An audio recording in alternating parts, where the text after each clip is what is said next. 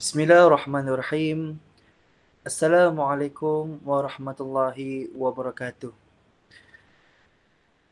Terima kasih kepada Dr. Arif yang memberi peluang kepada saya untuk membentang pada hari ini. Tajuk pembentangan pada hari ini ialah metodologi kitab Al-Maqasid Al-Asna' fi Syahra Asma'ul Husna karya Imam Ghazali, insya-Allah. Jadi saya akan tunjukkan slide pada hari ini.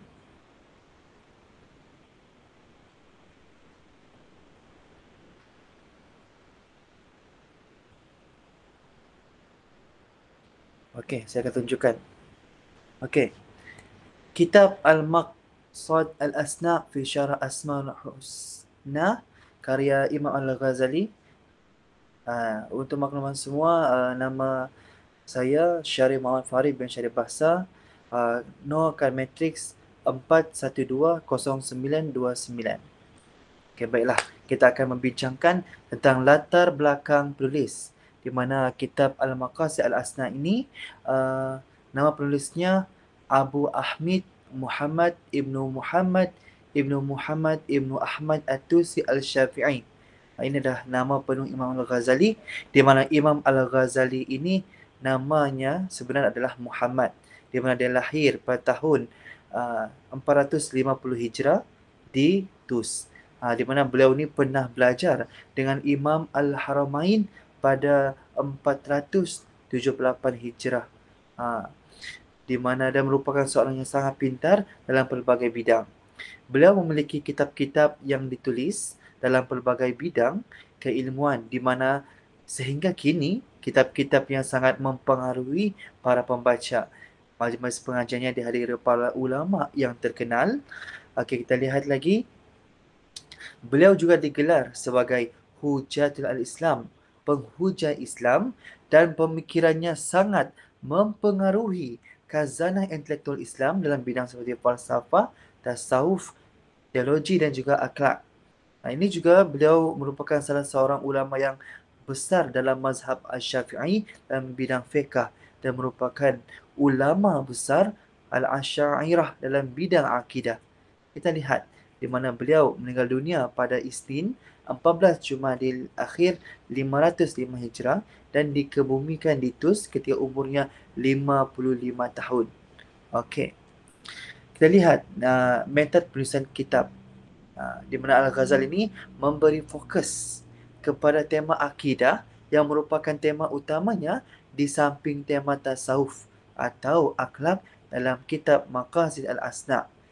Di mana berhubung dengan tema akidah, kitab ini membicarakan tentang Allah Subhanahu Wa Taala secara khusus pada aspek nama-namanya, iaitu Asma'ul Husna. Okey, selain itu juga perbahasan ilmu akidah merangkumi wacana ketuhanan, al-iliyat, kenabian, al-nabawiyat dan perkara-perkara yang gaib, iaitu al-sami'iyat. Kitab ini membahaskan ilahiyat kerana ia memberi fokus kepada Allah Subhanahu Wa Taala, di mana kitab ini jelas menunjukkan bahawa ia merupakan karya Al-Ghazali yang bertemakan akidah.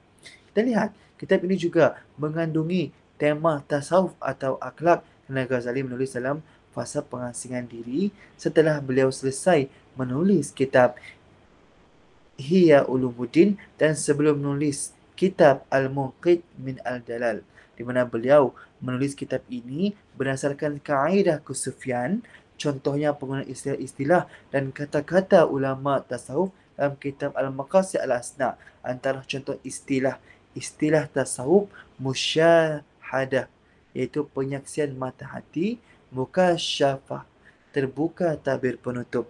Okey. Kandungan kitab ini. Baiklah, Ghazali membahagikan kitab Al-Maqasid Al-Asna' kepada 3 bahagian yang dinamakan. Bahagian pertama iaitu pendahuluan, pengenalan, as-sawabi' wal muqadimat, membahaskan persoalan hakikat nama al-isim yang dinamakan al-musammah dan penamaan al-tasamiyah. Al-Ghazali menjelaskan bahawa al-isim al-musammah dan atasannya adalah masing-masing berbeza maknanya, di mana pandangan ini dipersetujui oleh Ar-Razi. Kita lihat lagi bahagian kedua, al-maqasid wal al-ghayat, merujuk kepada maksud-maksud dan objektif. Objektif berhubung dengan Asmaul Husna. Yang bahagian ini terbahagi pada 3 fasal. Kita lihat. Selain itu, bahagian ketiga, al-lawahik wal al-takmilat, merujuk kepada bahagian perakhiran dan penyempurnaan tentang Asmaul Husna yang terbahagi kepada 3 fasal. Okey, kita lihat pula sumber rujukan kitab ini, di mana Al-Ghazali menggunakan pelbagai rujukan dalam penulisan kitab Al-Maqasid Al-Asna untuk menguatkan lagi hujah dan pandangan beliau ketika menjelaskan Asmaul Husna. Antara rujukan yang paling penting sudah pastinya Al-Quran As-Sunnah Rasulullah sallallahu alaihi wasallam. Al-Ghazali menggunakan dalil daripada Al-Quran pada setiap bahagian utama Al-Maqasid Al-Asna.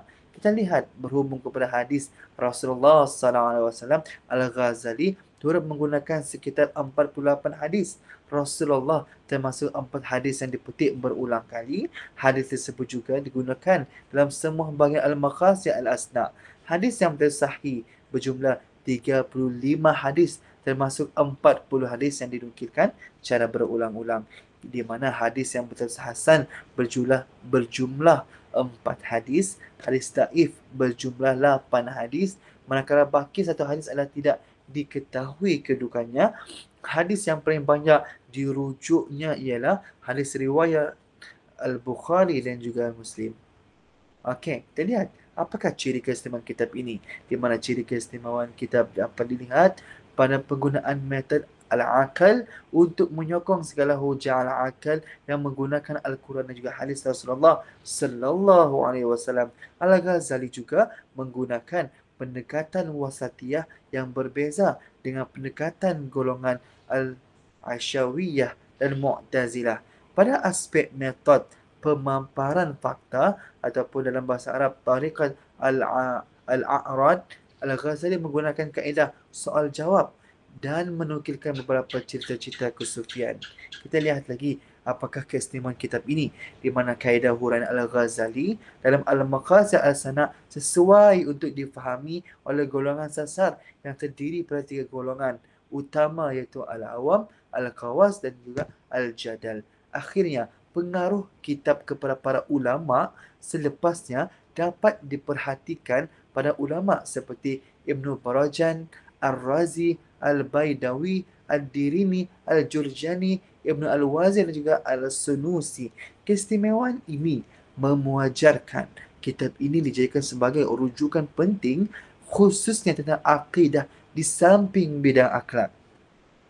Okey, di mana pengaruh pemikiran Al-Ghazali dalam kitabnya Al-Maqasid Al-Asna terhadap ulama ini adalah merupakan ulama yang pertama, Ibnu Barajan, di mana telah wafat pada 536 Hijrah.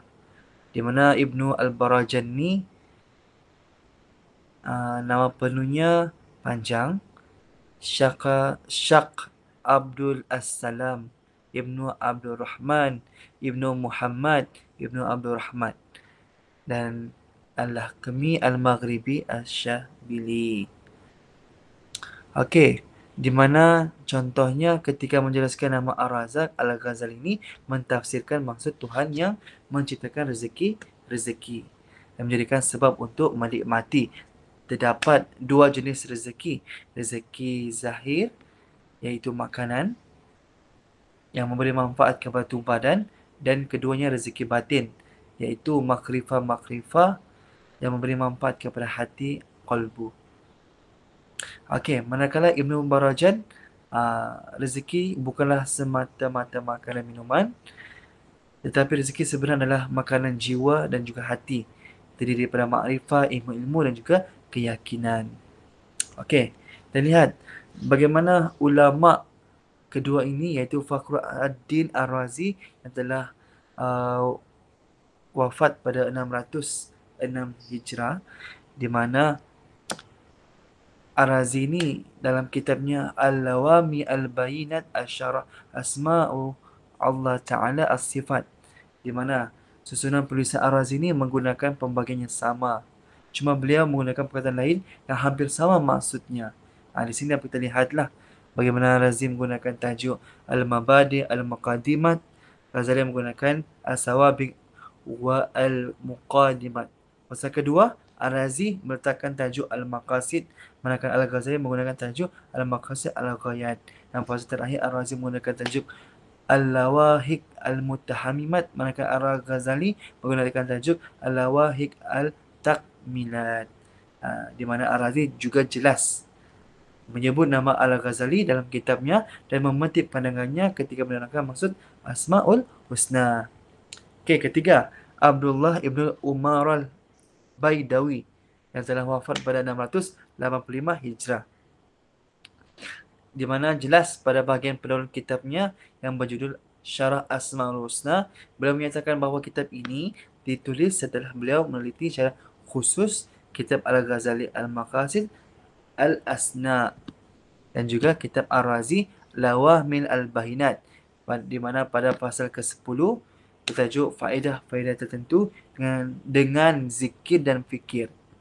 Beliau menulis keseluruhan fasal ini membawa pandangan Al-Ghazali tentang bagaimana berakhlak dengan Allah Subhanahu Wa Taala, di mana dalam fasal keempat daripada bahagian pertama iaitu pendahuluan dan juga perkenalan. Contohnya manusia berbeza-beza dalam tahap pencapaian makrifah tentang hakikat ketuhanan. Di mana pencapaian makrifah tentang Allah sebenar seperti Allah mengenal dirinya adalah mustahil manusia untuk mencapai. Okey, kita lihat ulama yang seterusnya, Asy-Syaqa Abdul Aziz Ad-Dirini yang telah wafat 694 Hijrah. Dia tidak menyebut secara langsung nama Al-Ghazali. Malahan di mana menamakan kitabnya dengan nama yang hampir sama dengan kitab Al-Ghazali, iaitu Al-Maqasid Al-Asna fi Syarah Asmaul Husna. Contohnya Ad-Dirini menjelaskan bahawa kebiasaan nama Allah selalu dituturkan oleh golongan Al-Arifin, iaitu Al-Haq, kerana mereka sentiasa berusaha untuk memahami kewujudan Allah dan mensabitkannya, manakala Allah sentiasa dituturkan oleh ulama tauhid ialah Al-Bari, kerana mereka sentiasa berusaha mencari kaitan antara pencipta dan juga pencipta. Okey, kita lihat lagi ulama seterusnya, Ali ibn Muhammad al-Jurjani yang telah wafat pada 816 Hijrah, di mana menerangkan Asmaul Husna dan juga dalam kitab Syarah Al-Mawaqif. Beliau memetik pandangan Al-Ghazali lebih daripada sekali dan turut menyebut nama Al-Ghazali beberapa kali. Kita lihat juga Ibnu Al-Murtada Al-Yamani yang telah wafat pada 840 Hijrah, di mana terkenal dengan gelaran Ibnu Al-Wazir. Juga terpengaruh dengan pemikiran Al-Ghazali melalui kitab yang berjudul Ikhtar Al-Haq Al-Khaliq. Beliau memetik pandangan Al-Ghazali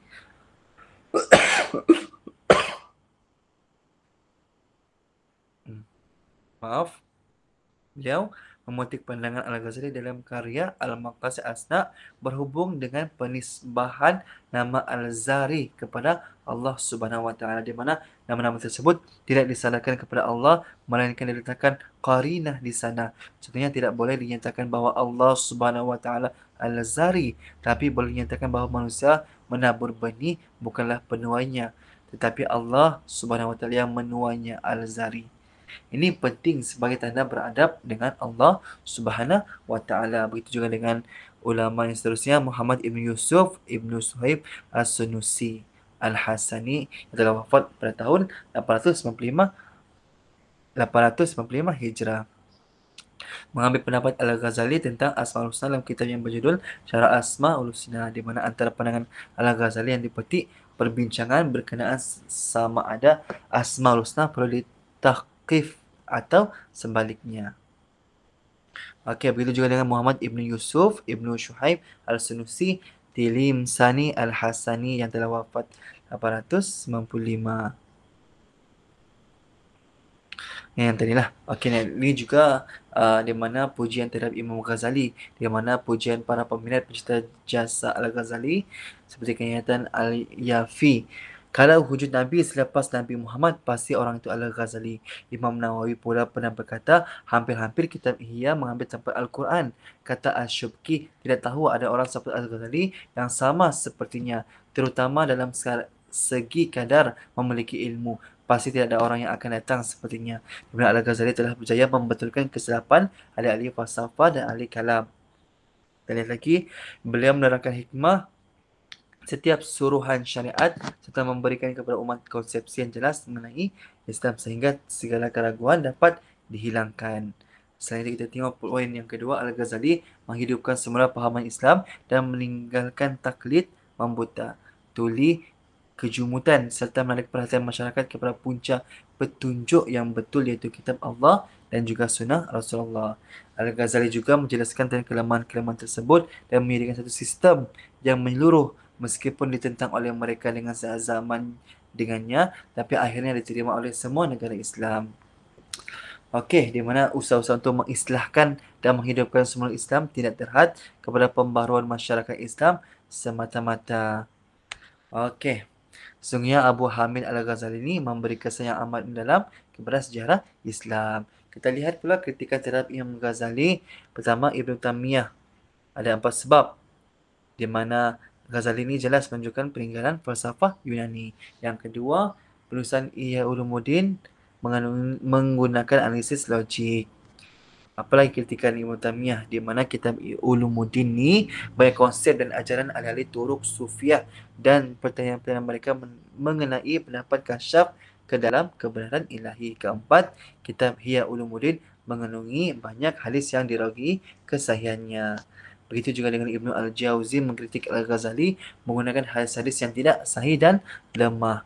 Ibnu Rushd pula menolak perbahasan Al-Ghazali tentang ahli-ahli falsafah. Begitu juga dengan Ibnu Tufail menyebut dalam karyanya bahawa Al-Ghazali terikat di suatu tempat tetapi bebas di tempat yang lain, di mana ia menafikan beberapa perkara tetapi kemudian mengisytiharkannya benar. Selain itu Ibnu Dr. Muhammad Zaki Mubarak berpendapat Ghazali banyak mementingkan perkaitan rohani perseorangan dengan tujuan untuk mencapai falsafahnya yang dikagumi iaitu Hak Ibni Yaqzan. Kini juga beberapa karya-karya Ibnu Ghazali yang lain daripada aspek bidang falsafah, bidang menghidupkan agama, termasuk dalam karya-karya tersebut antara Ihya Ulumuddin, Al-Muqis Ad-Dalalah, Minhaj Al-Abidin. Manakala bidang akhlak dan tasawuf ada 10 karya beliau, begitu juga dengan bidang politik dan juga pemerintahan. Rumusannya, kitab ini bertemakan akidah di samping tasawuf atau akhlak. Okey, Ghazali menggunakan pelbagai rujukan ketika menulis kitab Al-Maqasid Al-Asna. Antara rujukan paling penting iaitu Al-Quran dan juga hadis. Jadi keistimewaan kitab ini dapat dilihat menggunakan metod Al-Aqal untuk menyokong segala hujah Al-Naqli yang menggunakan Al-Quran dan juga Al-Hadis. Okey, ini ada beberapa rujukan-rujukan yang saya gunakan sepanjang nulis penulisan artikel ini. Itu sahaja daripada saya. Sekian wabillahi taufiq wal hidayah. Wassalamualaikum warahmatullahi taala wabarakatuh.